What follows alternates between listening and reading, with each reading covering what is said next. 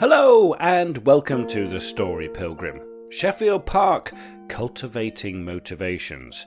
Now, depending on how you're tuning in, this episode might feel a little bit different. If you're listening in on your usual podcast platform, whether that's Apple Podcasts, Spotify, Podbean or Buzzsprout, you won't notice anything unusual. But if you are watching via YouTube, hello, you can see me. This is my first episode where I ventured into the world of video alongside audio, and I'm excited to share this new format with you. For those of you watching, you'll get a little extra content, just a little bit, not too much, don't get too excited, but let me reassure you, if you are listening in with just your ears, then you're not missing out on the heart of the episode. So, without further ado, let's step into the stunning Sheffield Park and Gardens. No, it's not in Yorkshire.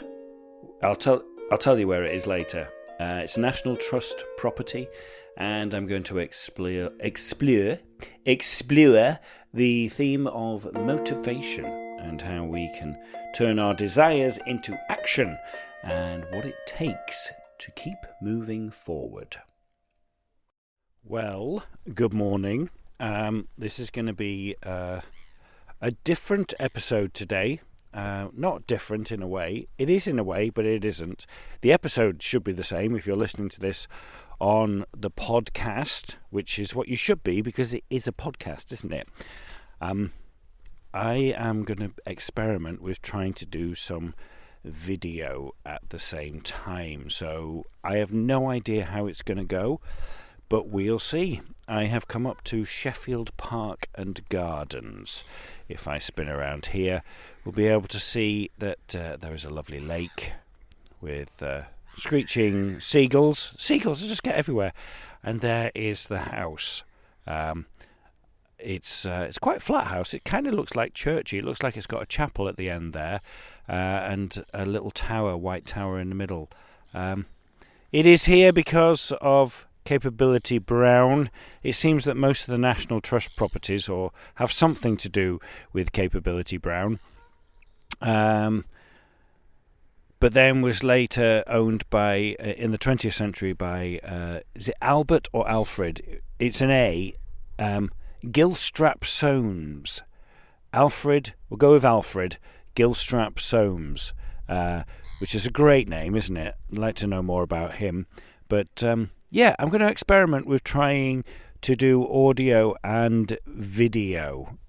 I kind of have a problem with that because for me, a podcast is the audio. You listen to a podcast, and there's all these podcasts now that are out there that it's all about the video, and they just sit in a studio and they just sit and talk. And yeah, that's nice, but it's kind of easy, isn't it? And isn't that a television show? Why is it classed as a podcast? And why am I doing this? Why do I feel I need to put video on it?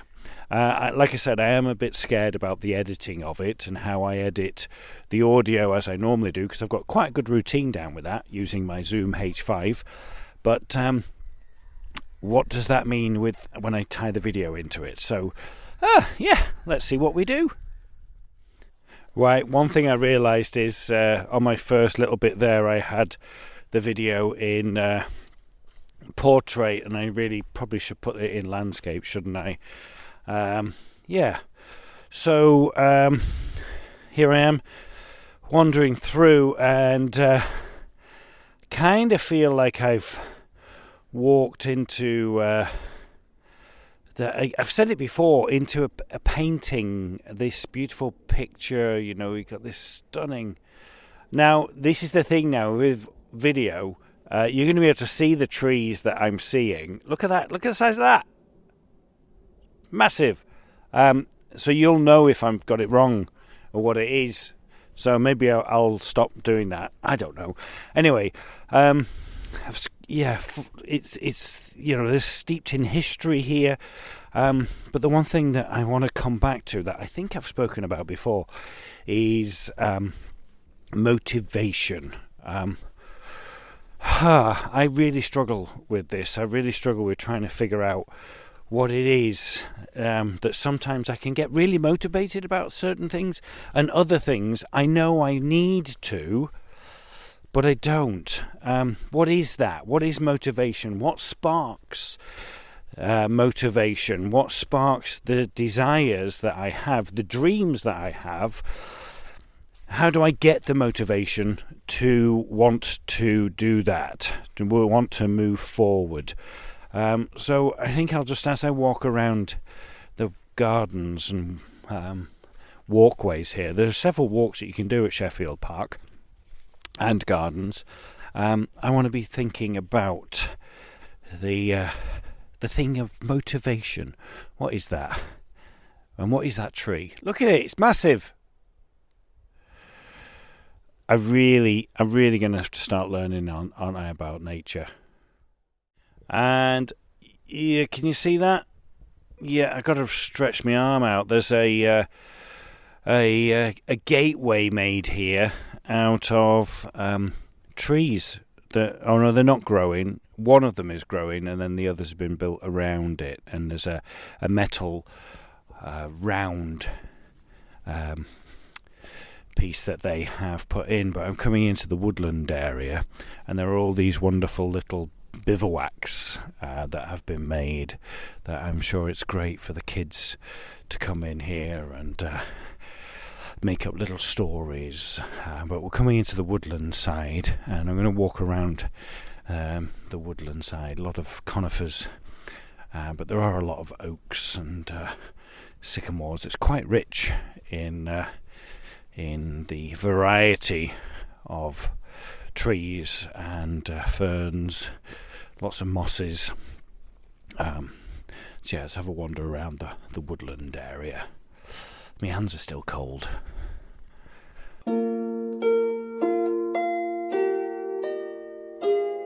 Motivation, born in the 1850s, according to the Oxford English Dictionary. They simply tell us that it is the driving force that causing a person... I can't speak today. It's a driving force that causes a person to initiate, maintain, and direct their behaviour towards a goal. I'll be delving into more of that later. In the meantime, my mind was on other things, and I needed to explain something. Yeah. So, why am I doing that? Well, I don't have a clapperboard, and my experience of being on set on things like The Crown, Doctors, yes, and various silly little films and short films that I've done, you always have a clapboard.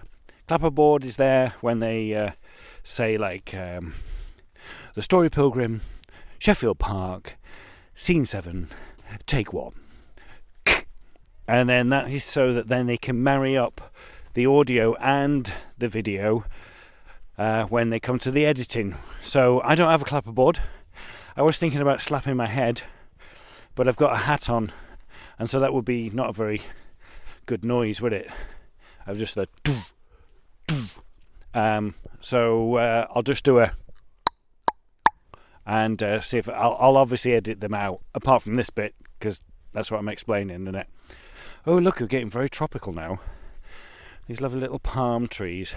I always feel palm trees in England kind of, they don't look right, do they? Does it just, it's nice, but I mean, they shouldn't be there really, should they? I mean, one of the things is, my hands are freezing. I should put my gloves on, but I can't, because I won't be able to press the buttons then. I'm going to be doing a lot of that. And for those of you on the audio, you will never know what I just did. Hee. There was an awful lot of activity on the lake. I think we're going to call it a lake. But come out here now, and it's just lovely, nice and quiet. Not many birds that you can hear. The occasional couple going off. But I think I'm at like the north end of the wood. Sheffield Park is about 4 miles from Haywards Heath. We're in the county of Sussex. I'm not sure if there is a Sussex, East Sussex and a West Sussex, or it's just East and West. I think there might be a Sussex as well. So it's not too far for me to come up here from Brighton.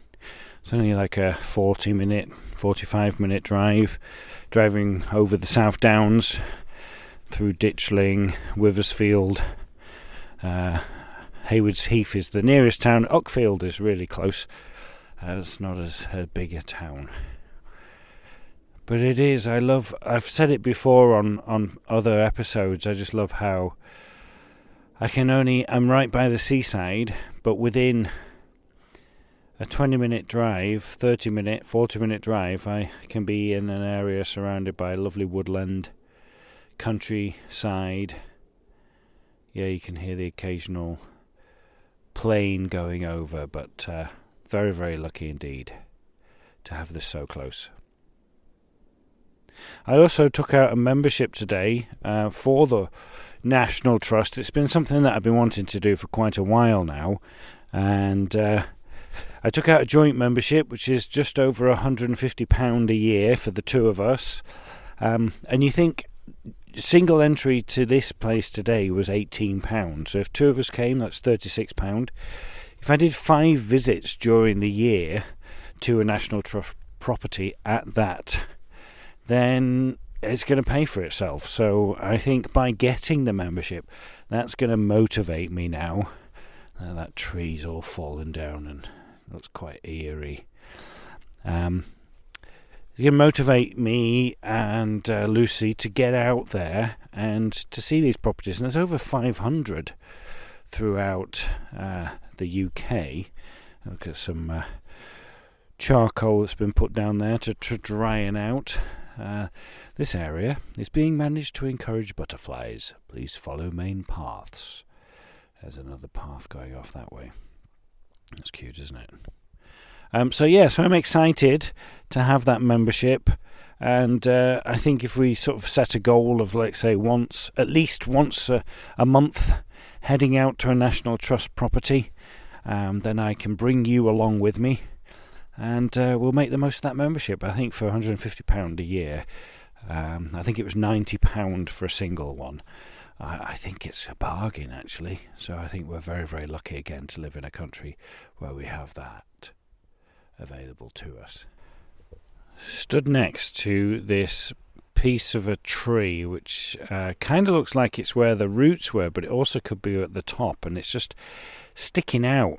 It's just like a massive piece of wood, and it's going off in all different directions. It's amazing. That would make a really cool coffee table. But I think we should just leave it out in nature. Really, really massive piece of wood, and it's just sat there. It looks like it might have been cut down from up the top. I think that's more rootish than anything. It's been pulled up, maybe from a hole over here. There's been various, obviously, they're forestering. Forestering? Is that a word? It is now.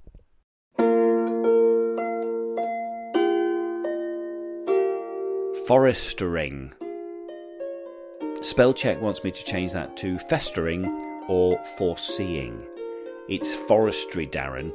Oh, for crying out loud. Anyway, back to me and my thinking about motivation. So as I'm wandering around, I thinking about motivation, and as I'm surrounded by these wonderful trees and the lake, and there is a flower garden or rose garden and stuff here. Those all started by somebody planting them, or they all started from seeds. And it was somebody's idea. And that's pretty much, like my dreams, my desires are there.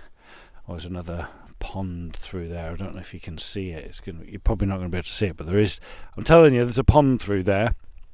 But yeah, those seeds, those saplings have been planted into the soil, and the soil is kind of like the motivation, isn't it? So to help it grow. So what what would the metaphorical soil be for me in motivation? It's going to be challenges in my life, values, culture, determination. All of those things is what is going to be the most fertile thing for me to surround my motivation with. So maybe it is more a question of those desires, putting them in the right place, doing them for the right reason. Then the motivation will come along. I kind of hinted at that before. There's a little stream there going around a little oxbow lake, or the starts of an oxbow lake. So maybe that's what it is with regards to thinking about motivation, is where are we placing it? Where's the best place to put it where it will become the most fertile? I'm going to need more hands if I'm going to do this with the video and stuff. But coming out of the woodland area now, and there is another. This is filled with like pieces of Christmas tree of pine needles and stuff. Circle bridge, not bridge, it's just a circle arch for you to walk through, and then we're going to go through the gate and go back into. Technically, I mean, we're always in the grounds of Sheffield Park, but now which way should I go? Should I go that way or should I go that way? That's going back up that way. I'm going to go this way. I think there's a path down there. We're going to go around here, and we're continuing on a loop around Sheffield Park and Gardens. It's very green. It's lovely. More spruces. There's a few oaks in there. Some more bivouacs, pines. Lots of good stuff. Found another pond, and there's a lovely it's not makeshift, it's actual. It looks makeshift because it looks like it's just been put together. A bridge going over the inlet to this pond. The pond goes over that way. I'm going to go, and I noticed a little bench on the other side of the pond, so I'm going to go and park myself on it and have some lunch. There's another little bridge coming up here. They've used logs to be like the handrail from stopping you falling in. It's muddy. I mean, it hasn't been super wet. The reason why I've come out today is I think it's the 21st of January. I'm getting really bad with knowing what day of the week it is and what date it is. So here's the lovely bridge I'm going over. We've got all little fungi on the logs. Look at that, it's really fun. They're all sticking out like attention to like soldiers there. But I came out today because it is predicted, the weather prediction is predicted rain for the next few weeks constantly. So I wanted to get out and about before that all hits, and this will then become even more muddy. You just walk along and you just find big patches of mud in the middle of the pathway. So scoot around them. There's my bench. It's my bench now. I'm going to sit and have some lunch, and we can have a look at this lovely lake. It's all cultivated. Isn't it nice? It's not it's another lake, so there's a few lakes in this place.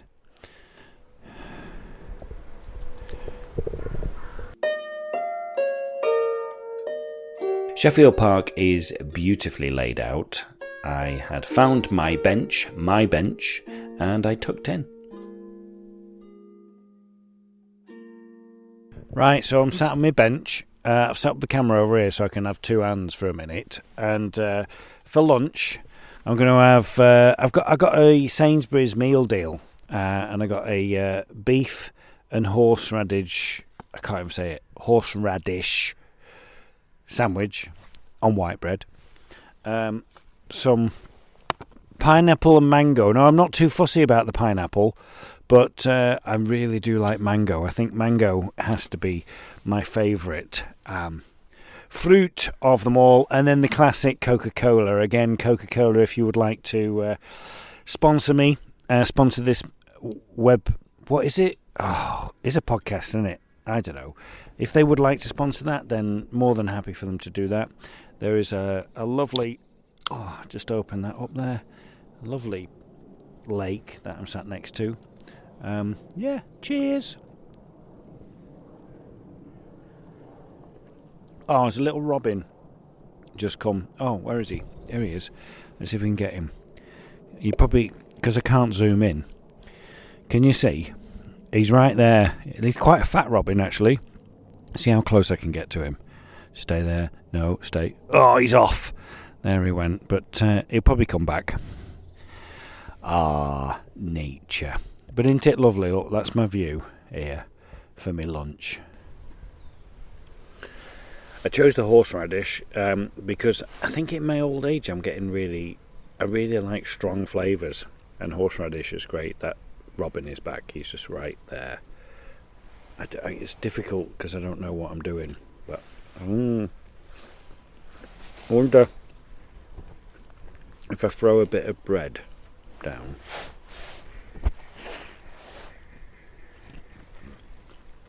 He got it. He knows. He knows. Yeah, I really like, and we've started to add mustard and horseradish to our mashed potatoes.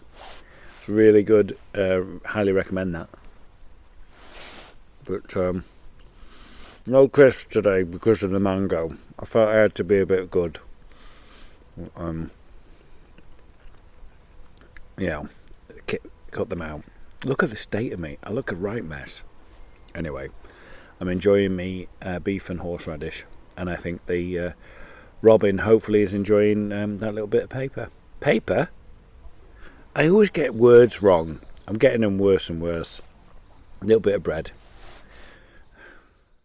I'm not quite sure how I'm going to do this, but I have to say, very disappointed with the pineapple and the mango selection. There was like, I'm still eating, look, I'm showing there, it's nearly all pineapple.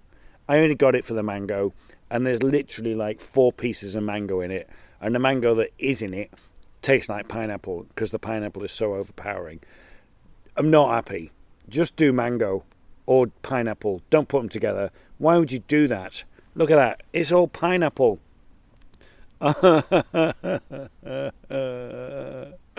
Not happy with Sainsbury's at all.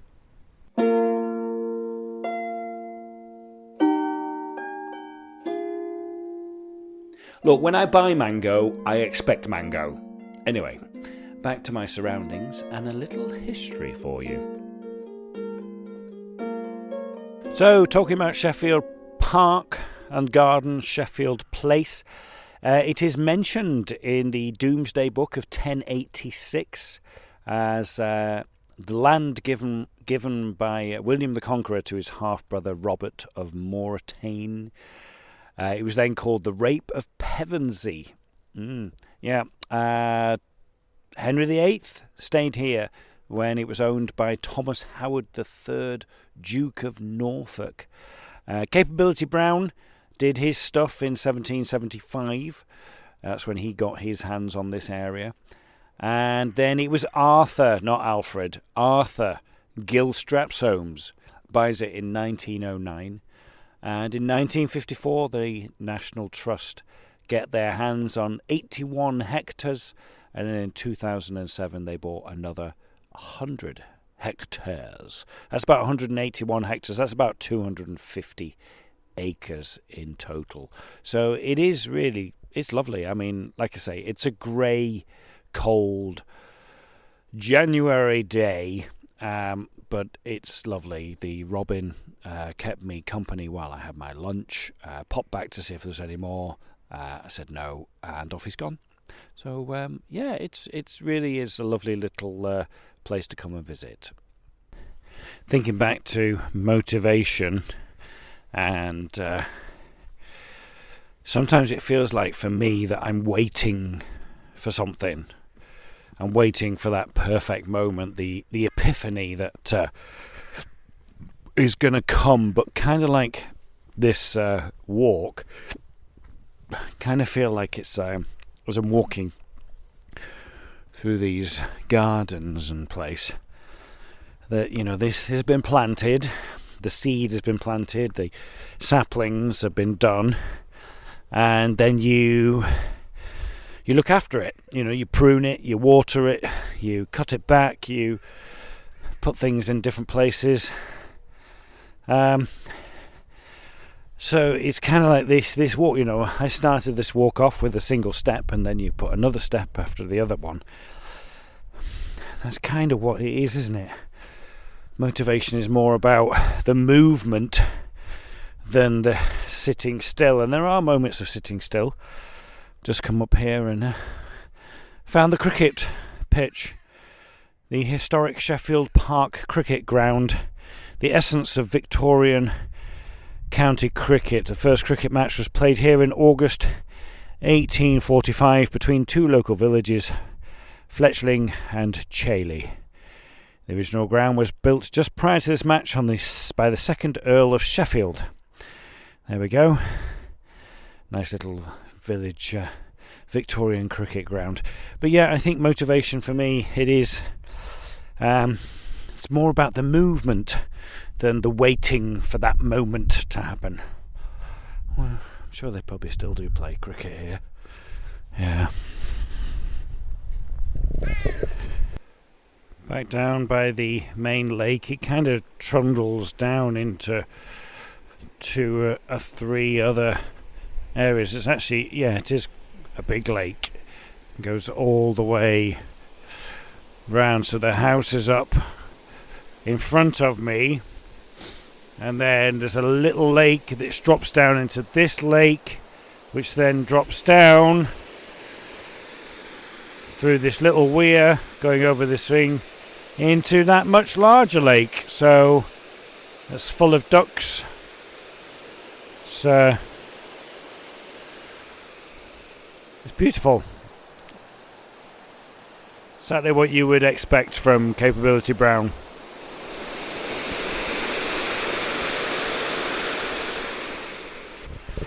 So walking into a more of the garden side. Well, it was a big garden side. You can see the weir behind me if you're on the video.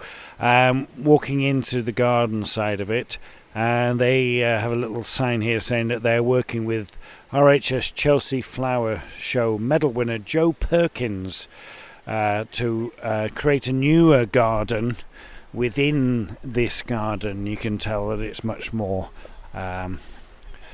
cultivated on this side. Hello. Yeah. And so Joe Perkins, it says it's going to be open mid 2025, so a couple of 6 more months or so. Should have a new area, and you can tell, yeah, it's much more. The woodland area was pretty much left to its own devices. Obviously they are, doing their forestering, and they're doing all of that, but over here it's more, the cultivated side of things and having a nice garden down by this lake here. Get those roots that stick up. I love it. The roots sticking up next to the side of the water. Really, really cool.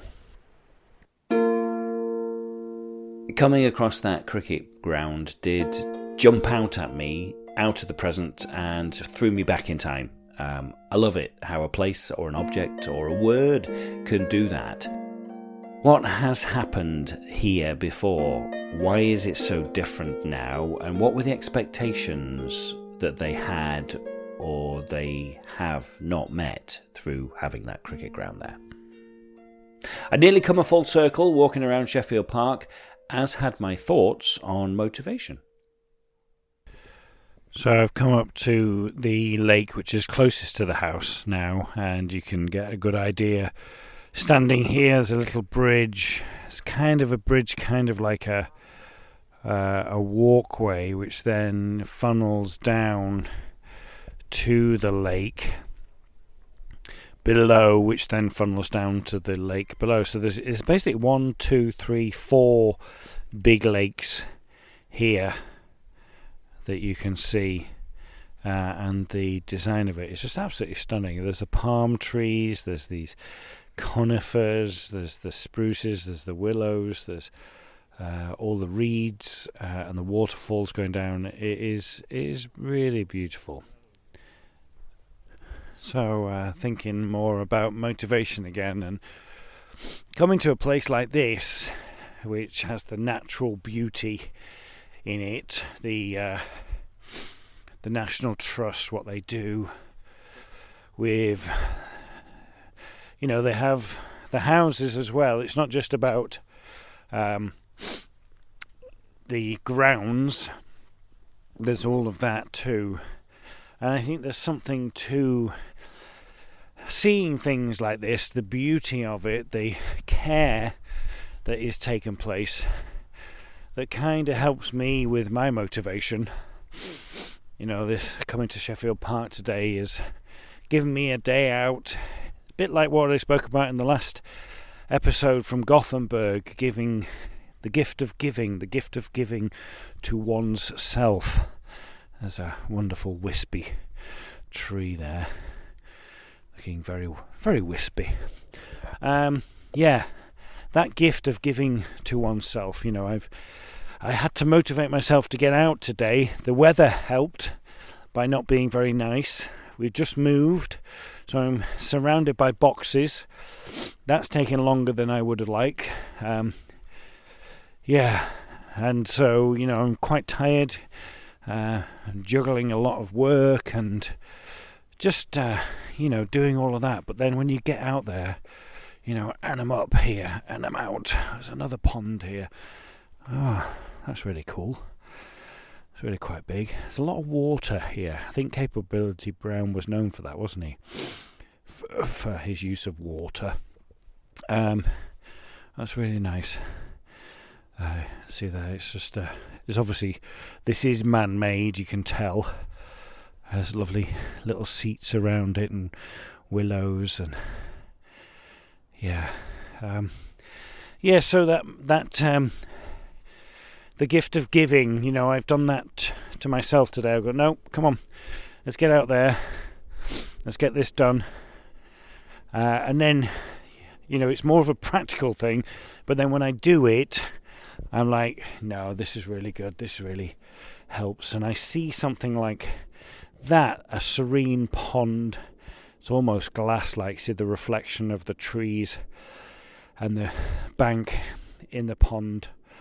That motivates me, that really does. That helps me to think about what's next.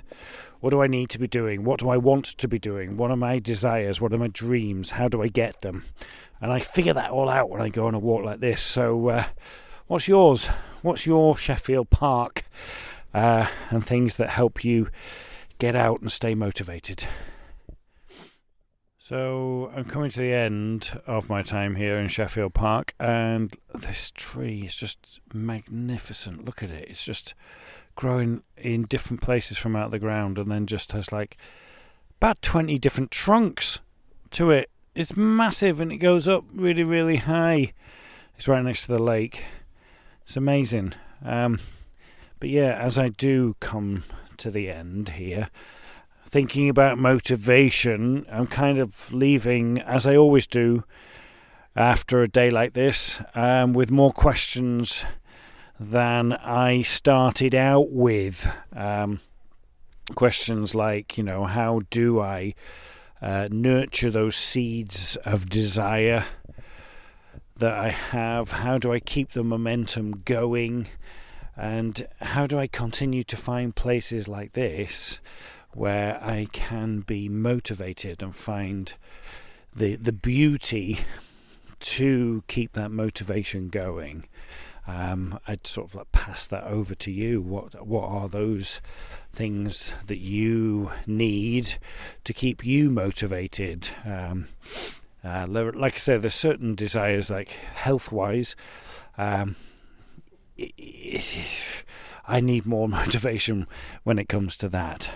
All those type of things. Career-wise, no problems really for me when it comes to career. I'm quite driven when it comes to that, but then there's other things which stops my career from moving forward. Thank you for joining me on this attempt at doing this video and audio together. I have no idea what's going to happen in the next few days of me trying to put this all together. We shall see. If it's a success, then we will keep on. But the thing is also, with regards to the video and the podcast, this is where I have a problem with podcasting and what it is and its definition, and all these people that do the podcasting just sat in the studio with the videos. If you go onto any podcasting platform where you are hosting your podcast, like I use Buzzsprout, you can't upload video to it. So that means that basically I will have to make two things. I'll have to make the audio podcast, which I always do. Oh, there's a couple of peacocks here. Actually, it's 3 peacocks here. There's an albino peacock. We've got people. Let me see if I can spin around here. And you can. I don't know what you're looking at because I can't see. But they are feeding the peacocks. Seagulls are getting involved. It's not very often you see those, is it? But yeah, let me squeeze past. Oh, there we go. Thank you. What was I saying? Yeah, podcasting. You can't upload video, so what I'd have to do is make a separate thing and upload that to YouTube. But then, if people listen to it, it doesn't go on to my stats. So how can somebody like Stephen Bartlett, that has one of the most popular podcasts, which is mainly watched on YouTube, they say it's the best podcast out there, or it's the most popular podcast. Where's his numbers? His numbers are coming from YouTube, but YouTube is video, so it's not really. Is it a podcast? I have all these things, questions going along with that, with regards to, how do you get your? If I all of a sudden get really good numbers of people watching this on YouTube, then it's not going to show up on my podcasting analytics. I don't get it. Oh well, thanks for joining me, and I'll see you next time.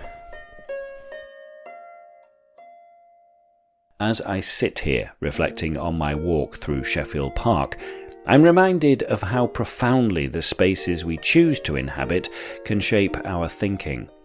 That quiet rhythm of walking, surrounded by beauty, seems to have a way of making the world feel bigger and our worries smaller. Motivation, as I've mused today, is so much more than just a fleeting spark. It's an ongoing conversation between our desires and our actions, between where we are and where we want to be. And sometimes it's stepping into a place of beauty, a place like Sheffield Park, to reignite the inner dialogue. This brings to mind something that Theodore Roosevelt once said: do what you can, or should I do an American accent? No, I won't. Do what you can with what you have. No, I will. Do what you can with what you have, where you are. It's such a simple yet profound reminder that motivation doesn't have to be waiting for the stars to align for the perfect opportunity to present itself. It's about starting where you stand, no matter how small or uncertain that the step might feel. For me, Sheffield Park became a reminder of the importance of finding those spaces, whether they're physical places like a garden or a forest, or mental places like a moment of stillness, to reconnect with what truly drives us.